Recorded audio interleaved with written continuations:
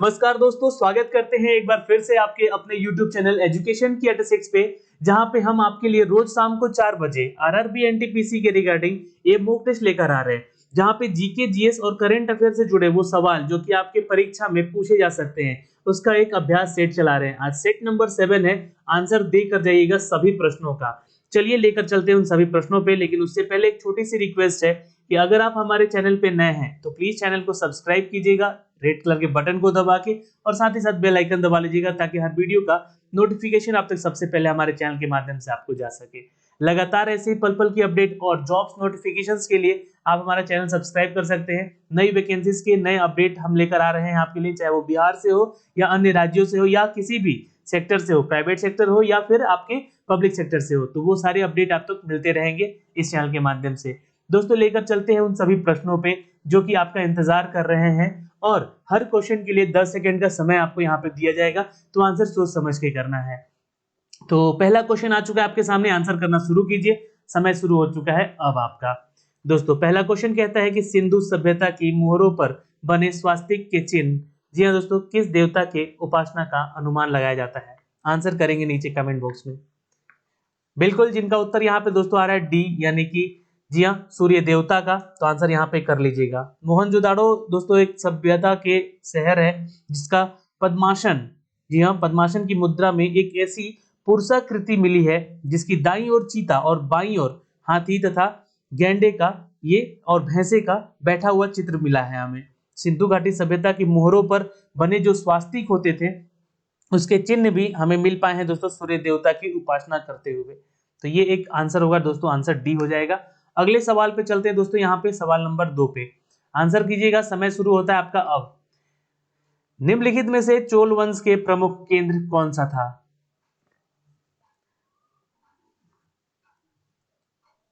बिल्कुल, अगर आपका उत्तर आ रहा है दोस्तों यहाँ पे बी, तंजौर, तो आंसर यहाँ पे हम बी कर लेंगे, नोट कर लीजिएगा। चोल वंश का प्रमुख केंद्र तंजौर हुआ करता था, क्योंकि ये देखिए 9वीं शताब्दी में चोल वंश पल्लवों के धनावेश जो होते थे, यहाँ पे धन का मतलब भंडार के वो स्थापित करता हुआ नजर आता था। ठीक है, 9वीं शताब्दी में चोल वंश का संस्थापक दोस्तों याद रखिएगा विजयालय था, जो कि याद रखिएगा उनका नाम विजयालय है ना, विजयालय। ठीक है, जो कि 850 से लेकर 870 ईस्वी तक था। इसकी राजधानी तंजौर हुआ करती थी। ठीक है, किसकी? तो चोल वंश की, याद रखेंगे। ये 3 सवाल यहाँ से जुड़े हुए हैं, इसलिए आपको बता दिया, आंसर सोच समझ के याद रखिएगा। सवाल नंबर 3 पे चलते हैं दोस्तों, आंसर करेंगे यहाँ पे क्वेश्चन नंबर 3 का। ऑप्शन आपके सामने है, निम्नलिखित में से किस स्थान पर सिकंदर की मृत्यु हो गई थी?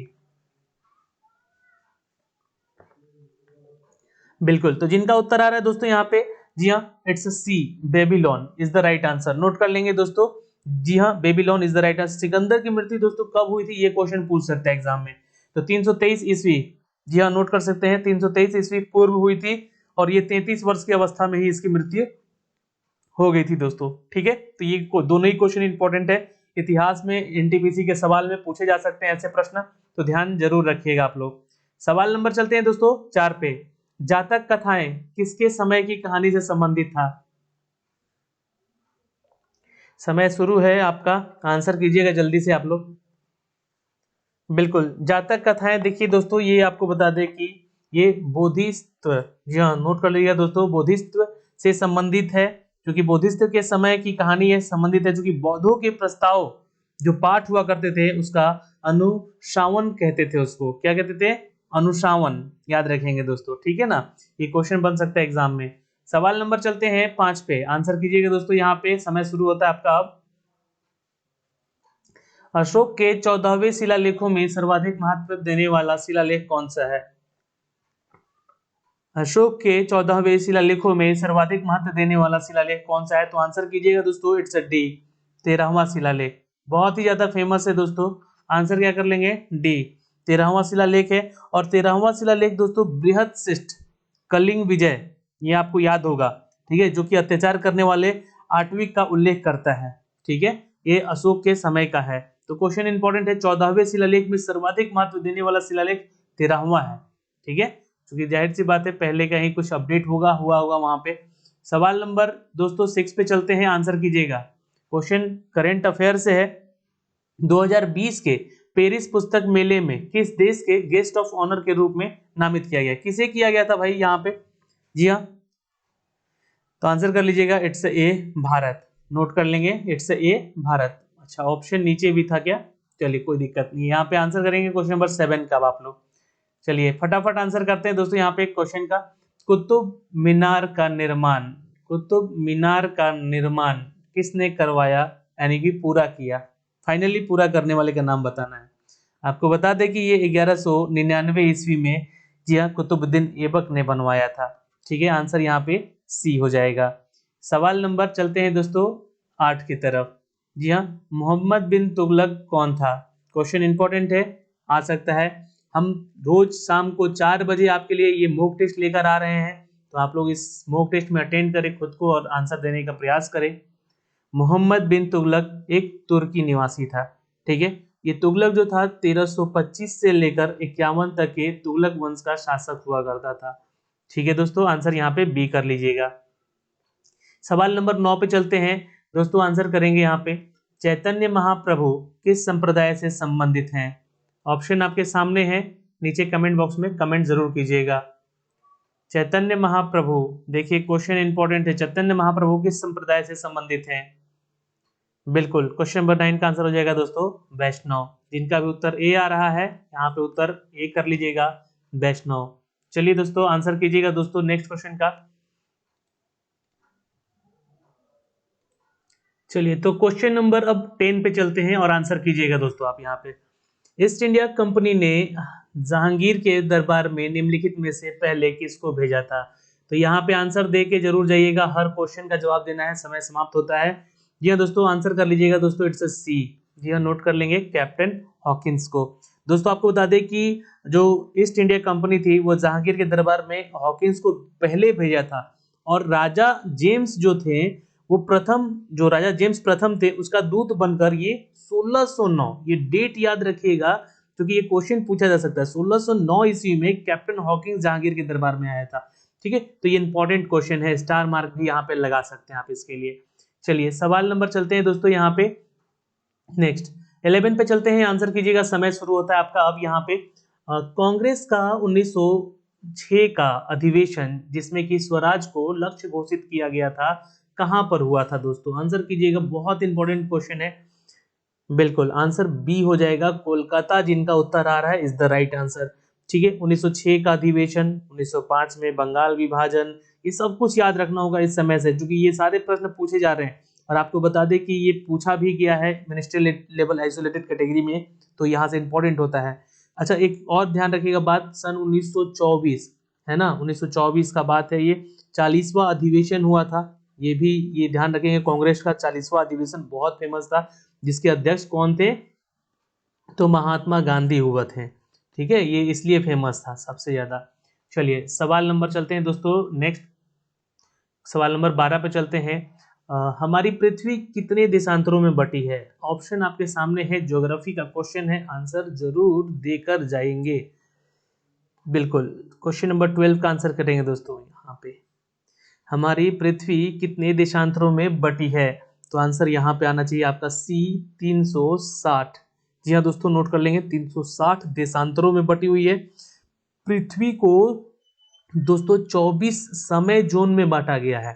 क्या समय जोन में पृथ्वी को बांटा गया 24, इसलिए 24 आवर का यहाँ पे यह क्या होता है, पूरा दिन होता है। पृथ्वी अपने अक्ष पर एक चक्कर लगाने में 24 घंटे का समय लेती है, ये भी एक कारण है। और दूसरे शब्दों में कहें तो दोस्तों 360 डिग्री घूमने में पृथ्वी 24 घंटे लग ही जाती है। तो एक घंटे में पृथ्वी 15 डिग्री या फिर 4 मिनट में एक देशांतर घूमती है। तो ये आप, मैंने आपको जो जितनी भी चीजें बताई वो नोट कर लें। ठीक है, 360 डिग्री घूमने का क्या तात्पर्य है दोस्तों? तो एक घंटे में पृथ्वी जो है 15 डिग्री या फिर कह लें इसको कि 4 मिनट में 1 डिग्री क्या होती है दोस्तों, देशांतर घूमती है। ठीक है, ये याद रखिएगा, ये 3 क्वेश्चन घुमाकर यहां से पूछ सकता है एग्जाम में। सवाल नंबर 13 पे चलते हैं, ऑप्शन आपके सामने है, नीचे कमेंट बॉक्स में आंसर कमेंट कीजिए। लीनिंग टावर ऑफ पीसा, ये क्वेश्चन पूछा गया है दोस्तों, इसलिए मैं आपको बोल दूं कि थोड़ा सा इसको ध्यान रखिएगा। लीनिंग टावर ऑफ पीसा ये स्थित है कहाँ पर, और ये 7th वंडर में से एक है दोस्तों। तो इसका आंसर देखिए सोच समझ के कीजिएगा। समय समाप्त हो चुका है आपका। आंसर कीजिएगा दोस्तों, इट्स ए इटली में है। जी हाँ दोस्तों, ये सवाल पूछा गया है एनटीपीसी मिनिस्ट्रियल हेल्पबल एचओ कैटेगरी में। अब बता दें कि फ्रांस में इफेल टावर स्थित है, इटली में झुकी हुई मीनार, और जो पोर्सलन टावर है वो चाइना में है, और कुतुब मीनार हमारे दिल्ली में है। ठीक है, तो ये टावर्स है जो कि फेमस है वर्ल्ड लेवल पे। चलिए सवाल नंबर 14 पे चलते हैं, आंसर करेंगे। संचार उपग्रह किस वायुमंडलीय स्तर में स्थित होते हैं? आंसर कीजिएगा दोस्तों जल्दी से, इट्स बी। मैंने आपको ये सवाल का जवाब भी पहले बताया था।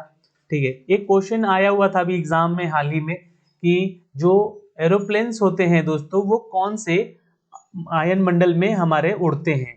ठीक है, तो उसका आंसर आप लोग नीचे कमेंट कीजिए, कल ही बताया था मैंने ये क्वेश्चन का आंसर।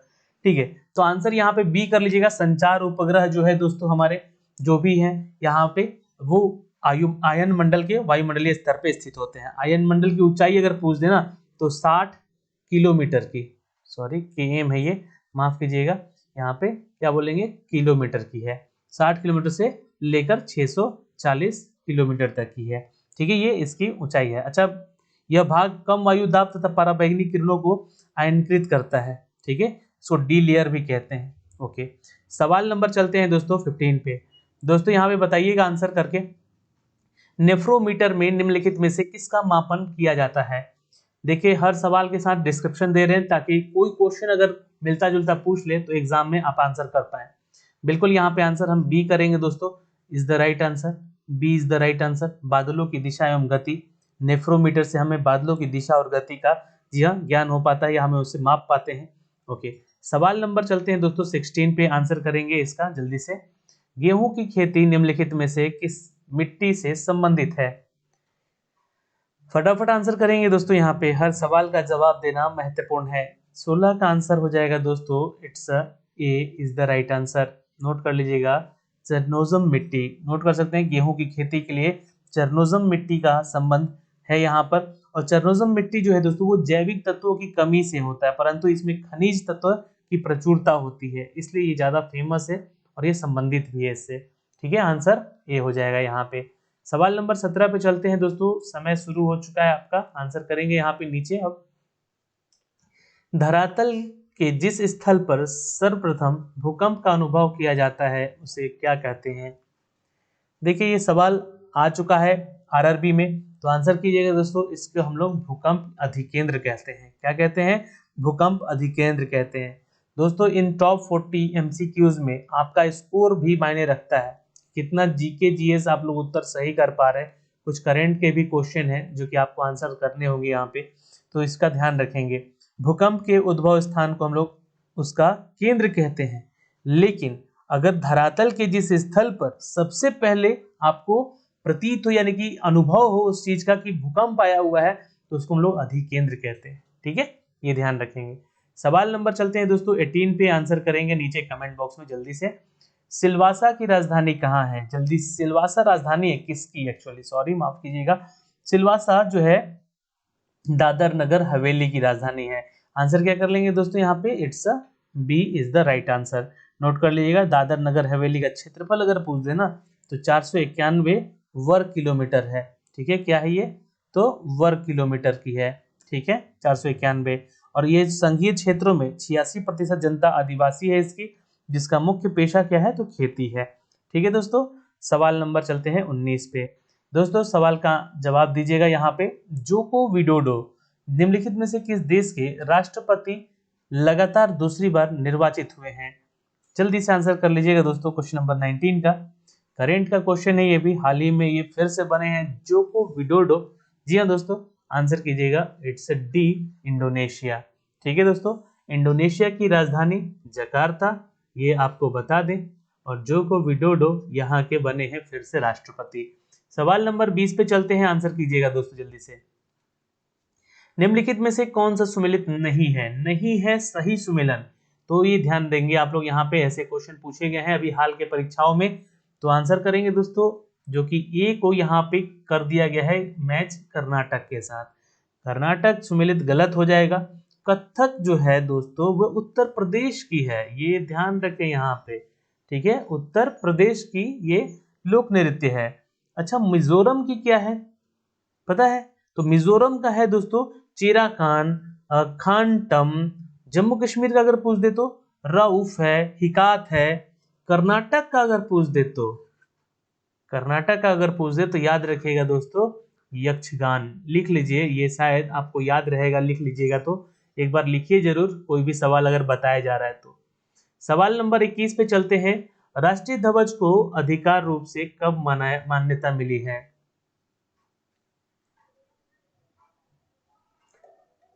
बिल्कुल दोस्तों, यहाँ पे जिनका उत्तर आ रहा है इट्स डी, यानी कि जी हाँ, 22 जुलाई सन 1947 को मिली है मान्यता राष्ट्रीय ध्वज की। झंडा समिति के उस समय अध्यक्षता कौन किए थे, याद है आपको? ये क्वेश्चन पूछा गया है बहुत बार। जेबी कृपलानी, लिख लीजिएगा इनका नाम, ठीक है। सवाल नंबर चलते हैं 22 की तरफ दोस्तों, आंसर करेंगे यहाँ पे क्वेश्चन नंबर 22 का। किसी व्यक्ति को नजरबंदी वैध या फिर अवैध यह निर्णय करने के न्यायालय कौन सी आरआईटी जारी करती है, रिट याचिका? बिल्कुल, अगर आप उत्तर कर रहे हैं दोस्तों यहाँ पे बंदी प्रत्यक्षीकरण, A is the right answer. Note कर लेंगे दोस्तों, यहाँ पे यह निर्णय करने के लिए न्यायालय बंदी प्रत्यक्षीकरण रिट जारी करती है। और लैटिन भाषा के शब्द में यह हेवियस कॉर्पस का अर्थ है कि शरीर को हमारे समक्ष प्रस्तुत करो, किसी के मतलब किसी को किसी के सामने प्रस्तुत करो, ठीक है, तो इसको कहते हैं नजरबंदी वैध।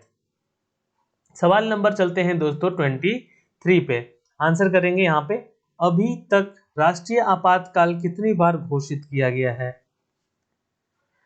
बिल्कुल, अगर आप उत्तर कर रहे हैं दोस्तों यहाँ पे सी यानी कि 3 बार, तो आपका उत्तर बिल्कुल सही आ रहा है दोस्तों। राष्ट्रीय आपातकाल 3 बार घोषित हो चुका है भारत में, जो कि सबसे पहले अगर हम बात करें दोस्तों तो 26 अक्टूबर 1962 को ये कब हुआ था, तो इंडिया चाइना वार के समय से लेकर ये कब तक रहा था, तो 10 जनवरी 1968 तक ये रहा था दोस्तों। आपातकाल की स्थिति सबसे लंबा रहा जी हाँ। उसके बाद दोस्तों 3 दिसंबर को, कब से कब तक, 1971 से लेकर 27 मार्च, ठीक है, 27 मार्च 1977 को ये भी एक आपातकाल काफी लंबा रहा। एक तीसरा था दोस्तों जो कि हुआ था 25 जून से लेकर, ये मैं इसलिए बता रहा हूं आपको जी हाँ, क्योंकि ये तीनों में से किसी का पूछ सकता है कि दूसरा आपातकाल कब लगा, तीसरा कब लगा, तो इसको नोट डाउन कर लीजिए आप लोग। 25 जून से लेकर 22 मार्च तक, जी हाँ, 22 मार्च तक 1977 को। तो अब आप लोग डिसाइड कीजिएगा जी हाँ कौन सबसे लंबा था, ठीक है। तो ये 3 आपातकाल थे, 3 बार लग चुका है अभी तक। सवाल नंबर 24 पे चलते हैं, आंसर करने का प्रयास करेंगे दोस्तों। राष्ट्रपति के उम्मीदवार के लिए क्या आवश्यक नहीं है? अच्छा, राष्ट्रपति आपातकाल का जो घोषणा होता है ना, ये आर्टिकल 352 के तहत होता है। ये भी एक नोटेबल पॉइंट है, यहाँ से स्टार मार्क कर लीजिएगा, लिख लीजिएगा इसको। अच्छा, राष्ट्रीय यहाँ पे क्या है, राष्ट्रपति के उम्मीदवार के लिए क्या आवश्यक नहीं है, तो आंसर कर लेंगे बी, पढ़ा लिखा होना अनिवार्य नहीं है। यह राष्ट्रपति के उम्मीदवार के लिए पढ़ा लिखा होना आवश्यक नहीं है। संविधान का जो आर्टिकल हमारा 58 कहता है, यह इसको आप लोगों को पढ़ना पड़ेगा।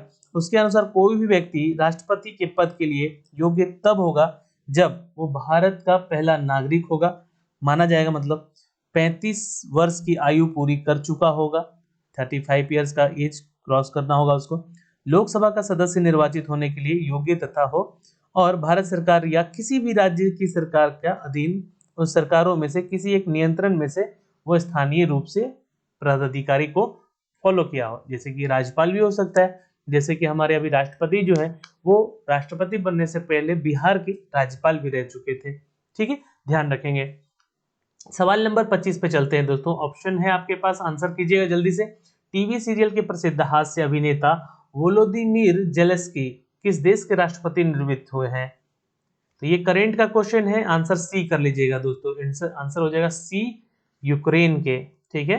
अगला सवाल पे चलते हैं 26 पे, देखिए समय शुरू होता है आपका, आंसर कीजिएगा। लोकसभा के इतिहास में औपचारिक रूप से प्रस्तुत पहला अविश्वास प्रस्ताव जिसे विचार के लिए स्वीकार किया गया, किसके द्वारा प्रस्तुत हुआ? आंसर कर लेंगे दोस्तों यहाँ पे इट्स बी। जी हाँ, नोट क्या करेंगे यहाँ पे, इट्स बी, मीनू मसानी। जी हाँ दोस्तों, मीनू मसानी के द्वारा ये किया गया दोस्तों प्रस्तुत पहला अविश्वास प्रस्ताव, जिसे विचार करने के लिए एक स्वीकार भी किया गया इसको, उसे मीनू मसानी सन 1962 में, ये भी नोट कर लेंगे, जी हाँ, प्रस्तुत किया था। सवाल नंबर चलते हैं 27 की तरफ। दोस्तों, वित्त आयोग की नियुक्ति कौन करता है? वित्त आयोग की नियुक्ति कौन करता है? फटाफट आंसर करेंगे अब यहाँ पे। आर्टिकल देखिए, आर्टिकल अगर हम बात करें तो 280 को फॉलो करता है ये। आर्टिकल 280 के अनुसार इसका गठन राष्ट्रपति करता है। वित्त आयोग की नियुक्ति कौन करता है? तो आंसर ए कर लीजिएगा, भारत का राष्ट्रपति ही करता है। सवाल नंबर चलते हैं 28 की तरफ, आंसर करेंगे दोस्तों। लोकतांत्रिक विकेंद्रीकरण का सुझाव दिया गया है। दोस्तों आंसर क्या करेंगे यहाँ पे, लोकतांत्रिक विकेंद्रीकरण का सुझाव दिया गया है बलवंत राय मेहता समिति के द्वारा। तो आंसर क्या कर लेंगे हम यहाँ पे, डी कर लेंगे दोस्तों। अच्छा, भारत का जो सामुदायिक कार्यक्रम होता है उसकी शुरुआत भी की गई थी इसी समय 1952 में 2 अक्टूबर को, ठीक है। तो यहाँ पे इससे जुड़ा हुआ है विकेंद्रीकरण के सुझाव को लेकर, तो आपको ध्यान रखना होगा, बलवंत राय मेहता समिति के द्वारा किया गया। सवाल नंबर 29 पे चलते हैं।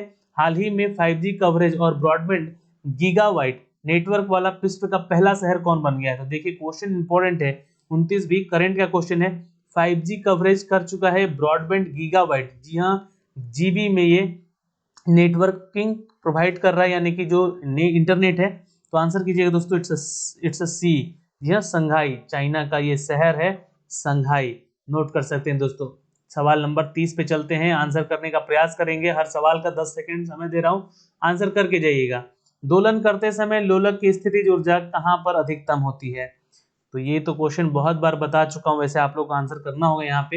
इट्स अ बी, किनारों की स्थितियों पर, ठीक है। दोलन करते समय लोलक की जो स्थितिज ऊर्जा होती है वो किनारों की स्थितियों पर अधिकतम डिपेंड करती है। दोलन गति के जब कोई दोलन करता है तो उसमें गतिज ऊर्जा और स्थितिज ऊर्जा का लगातार क्या होता है, तो परिवर्तन होता रहता है, ठीक है ना। चलिए सवाल नंबर चलते हैं 31 पे। पृथ्वी तथा अन्य ग्रह सूर्य के चारों ओर चक्कर लगाते हैं, यह सबसे पहले किसने सिद्ध किया था? बिल्कुल, अगर आप उत्तर कर रहे हैं दोस्तों यहाँ पे, इट्स ए, जी हाँ, कॉपरनिकस ने। आंसर ए कर लीजिएगा। जी हाँ दोस्तों, पृथ्वी अपनी धुरी पर घूमती तथा ग्रह तथा अन्य पिंड जो है वो सूर्य के चारों ओर घूमते हैं, ठीक है। ये बताया था हमें कॉपरनिकस ने। ज्योग्राफी का क्वेश्चन है, आ सकता है एग्जाम में। देखिए सवाल सभी इंपॉर्टेंट और एक्सपेक्टेड है, इसलिए आंसर सोच समझ के दीजिएगा। एक बार फिर से यहाँ पे शुरू करता हूँ, समय आंसर कीजिएगा। यदि जलों को माफ करेंगे, जल को 10 डिग्री से 4 डिग्री तक ठंडा किया जाए तो क्या होगा? ऑप्शन 4 है, आंसर कीजिएगा यहाँ पे। यदि जल को 10 डिग्री से 0 डिग्री तक अगर हम यहाँ पे ठंडा करेंगे ना, तो इसका आंसर हो जाएगा दोस्तों, जल का आयतन 4 डिग्री सेल्सियस तक कम होता है फिर बढ़ेगा, ठीक है। जब स्तर बढ़ेगा तो वो ठंडा होगा भाई। जल का घनत्व 4 डिग्री पर अधिकतम होता है, घनत्व अगर पूछ दे तो 4 डिग्री सेल्सियस पर ये अधिक हो जाता है। सवाल नंबर चलते हैं 33 पे दोस्तों, आंसर करेंगे यहाँ पे। अच्छा, PWD नामक ऐप किस राज्य के चुनाव आयोग ने दिव्यांग मतदाताओं के मतदान के आसान बनाने के लिए किया था? तो ये करंट का क्वेश्चन है, जल्दी से आंसर कर लेंगे यहाँ पे आप लोग। बिल्कुल, इट्स अ डी, महाराष्ट्र। सवाल नंबर 34 दोस्तों, ये भी करंट का क्वेश्चन है। विश्व स्वास्थ्य दिवस 2019 का थीम क्या था? देखिए ऐसे क्वेश्चन पूछे जाएंगे जब भी स्टैटिक जीके का बात होगा, तो डेज या लेखक ये या उसके थीम, ये सारी चीजें पूछी जाएंगी। तो आंसर क्या करना अपने को यहाँ पे, एग्जैक्टली यूनिवर्सल हेल्थ कवरेज को दिया गया था। विश्व स्वास्थ्य दिवस का ये थीम क्या था? तो यूनिवर्सल हेल्थ, सॉरी माफ कीजिएगा, ये विश्व स्वास्थ्य दिवस 2019 का जो थीम है वो क्या है? तो यूनिवर्सल हेल्थ कवरेज है, ठीक है। चलिए एक क्वेश्चन दोस्तों यहाँ पे, विश्व स्वास्थ्य दिवस कब मनाया जाता है, किस डेट को मनाया जाता है? आंसर नीचे कमेंट बॉक्स में कमेंट जरूर कीजिएगा, ये आज आपका टास्क है। सवाल नंबर 35 पे चलते हैं, आंसर करेंगे दोस्तों। निम्न विद्युत चुंबकीय तरंगों में से किसकी आवृत्ति अधिकतम होती है? 35 का आंसर करेंगे दोस्तों, सबसे अधिक पूछा है, ध्यान देंगे। बिल्कुल दोस्तों, जो भी छात्र यहाँ पे आंसर कर रहा है गामा किरणों का, तो याद रखेंगे दोस्तों, गामा किरणों की विद्युत चुंबकीय तरंग की आवृत्ति अधिकतम होती है। और ये क्वेश्चन मिनिस्ट्रियल आइसोलेटेड कैटेगरी के सवाल में आरआरबी में पूछा गया था 2020 में ही, अभी जो एग्जाम हुए हैं 15 तारीख से। ठीक है, तो गामा किरणों के फोटोन का बना होता है, ये भी ध्यान रखेंगे। आंसर यहाँ पे हम बी करेंगे। सवाल नंबर 36 दोस्तों, यहाँ पे आंसर करेंगे, यदि किसी तार की त्रिज्या अधिक कर दी जाए तो उसका प्रतिरोध क्या होगा। बताइए, इतना आसान सा प्रश्न है, ऐसे क्वेश्चन आएंगे एग्जाम में। यदि किसी भी तार का देखिए त्रिज्या जब आधा होता है ना, तो उसका प्रतिरोध जो होता है उसका 1/4 हो जाता है। ठीक है, ये ध्यान रखेंगे, और वो 1/4 रह जाएगा। और प्रतिरोध के 4 नियम होते हैं, कौन कौन से होते हैं। तो किसी चालक का प्रतिरोध उसके पदार्थ के प्रकृति पर निर्भर करता है, एक तो पहले, है ना। अच्छा, किसी भी चालक का प्रतिरोध उसके ताप पर भी निर्भर करता है, और किसी भी चालक का प्रतिरोध उसकी लंबाई और उसके समानुपाती होता है। ठीक है, और किसी भी चालक का प्रतिरोध उसके अनुप्रस्थ काट यानी कि क्षेत्रफल की वक्रानुमानित जो होता है, वक्रतुमानुपाती जो होता है वो होता है। ठीक है, तो ये ध्यान रखेंगे, 4 होते हैं नियम इसके। ठीक है, आंसर कर लीजिएगा, it's C is the right answer. 36 का सी हो जाएगा। सवाल नंबर 37 दोस्तों, बहुत इंपॉर्टेंट सवाल है ये। चलिए आंसर करेंगे दोस्तों यहाँ पे। सवाल नंबर 37, दच्चक्रवर्ती तूफान जो है फेनी ने मई 2019 में निम्नलिखित में से किस तट पर तबाही मचाई थी। बहुत बार पूछा गया सवाल। ठीक है, ये 2019 का क्वेश्चन है करंट का, तो ध्यान रखेंगे यहाँ पे। आंसर क्या करेंगे दोस्तों, इट्स ए। उड़ीसा में सबसे ज्यादा तबाही मचाया था, और इसके लिए प्रधानमंत्री मोदी ने अनाउंसमेंट किया था उड़ीसा सरकार को। जी हाँ दोस्तों, लगभग 1000 करोड़ का राशि सहायता करने के लिए, लेकिन पता नहीं अभी तक पहुंचा नहीं है ये राशि। अभी तक इन सभी के लिए राज्य सरकार ही मदद कर रही है। खैर, उड़ीसा की राजधानी भुवनेश्वर होती है, यहाँ के मुख्यमंत्री नवीन पटनायक हैं, और यहाँ के जो गणेशी लाल हैं वो क्या हैं, तो याद रखेंगे गवर्नर हैं। चलिए सवाल नंबर 38 पे चलते हैं दोस्तों। आंसर करेंगे दोस्तों, आइंस्टीन को नोबेल पुरस्कार निम्नलिखित में से किस कार्य के लिए मिला था। पता है आपको, आइंस्टीन, अल्बर्ट आइंस्टीन उनका नाम था। 1922 में इन्होंने पाया था ये नोबेल पुरस्कार। अब आप तो बता दीजिए, 1922 में जो दिया गया था दोस्तों, विद्युत इफेक्ट यानी कि इलेक्ट्रिक इफेक्ट यानी विद्युत प्रभाव की व्याख्या किए थे ये। ठीक है, तो आंसर ये कर लीजिएगा, इज द राइट आंसर। सवाल नंबर 39 दोस्तों, बहुत इंपॉर्टेंट है ये भी सवाल। एक लड़की झूला झूल रही है, उसके पास एक अन्य लड़की आकर बैठ जाती है, तो झूले का आवर्तकाल क्या होगा। बिल्कुल अपरिवर्तित रहेगा, कोई बदलाव नहीं होगा। जिनका उत्तर आ रहा है, क्योंकि देखिए जो हमारा समय आवर्तकाल होता है वो क्या होता है, 2 पाई अपॉन लेमडा जी होता है, ये लेमडा अपॉन जी होता है। ये फॉर्मूले का आधार होता है दोस्तों, कोई अपरिवर्तित नहीं होगा यहाँ पे। ठीक है, मानी कि अपरिवर्तित रहेगा वो।